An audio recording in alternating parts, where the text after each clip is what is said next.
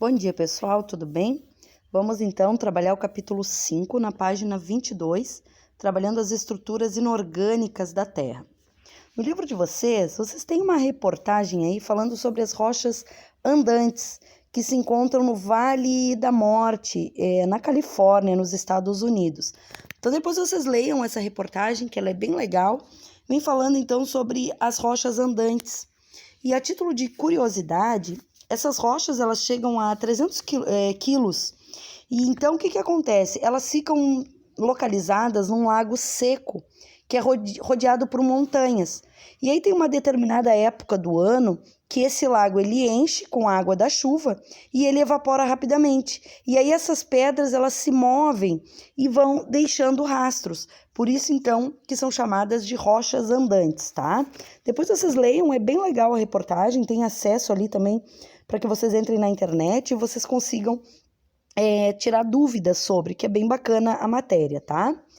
Depois, no Trocando Ideias, a gente tem ali, se você fosse um cientista, quais estratégias utilizaria para explicar o fenômeno das rochas andantes?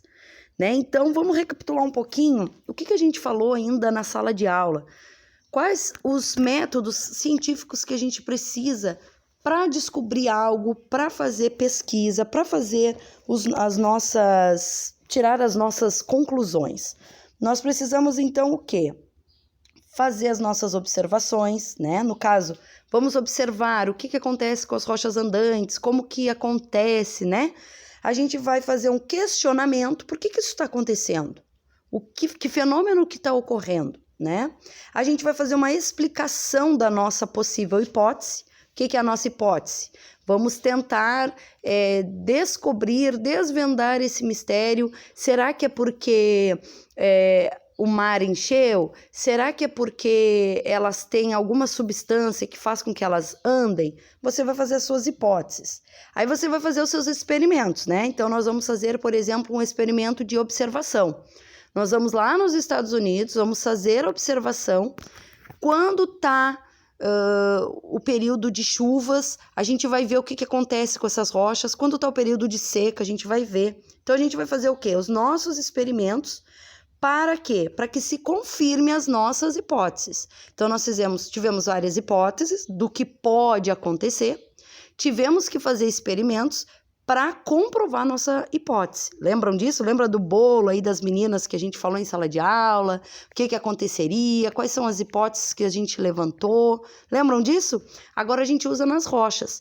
E nas pesquisas, nos estudos, é a mesma coisa. Eles precisam desses métodos científicos para que eles cheguem às teorias. Então, antes de chegar neste resultado das rochas andantes, eles precisaram fazer observações, questionamentos, tiveram as hipóteses, fizeram experimentações para que então fosse confirmada essas hipóteses que hoje a gente tem aqui como teoria, tá? Aqui a gente tem, algumas rochas andantes lá nos Estados Unidos, as imagens para que vocês possam observar. E aqui a gente tem, por que falamos então sobre rochas, né?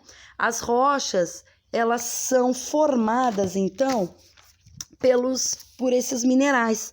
Elas são formadas por substâncias químicas, sólidas e os minerais, que é esse que vocês estão vendo aqui, tá?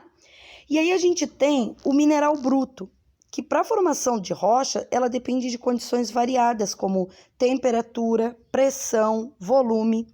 Esse material bruto são os cristais que não foram polidos, não foram lapidados ainda. Ele está ainda no seu estado natural, tá? Aí então que ele vai ser transformado, lapidado, e aí a gente vai ter então esses minerais aqui, tá bom? E esses minerais, matéria-prima para as rochas. Então, a gente tem aqui, alguns minerais, tá? Que foram transformados nessa matéria-prima. Aí a gente tem o granito, o quartzo, temos o feldspato, temos a mica, tá? Tipos de rocha, então. Aí a gente tem os tipos de rocha, que são as sedimentares, as metamórficas e as ígneas. Esses tipos de rochas, vocês vão ver através de um videozinho que tem depois dessa aula, como que elas fazem o processo, como que é o ciclo da transformação dessas rochas. Então, assistam o vídeo que é bem legal para que vocês entendam melhor o ciclo da transformação dessas rochas em sedimentares, em metamórficas, em ígnea. E depois do vídeo, vai então para a aula 2, que a gente vai falar então sobre a formação das rochas.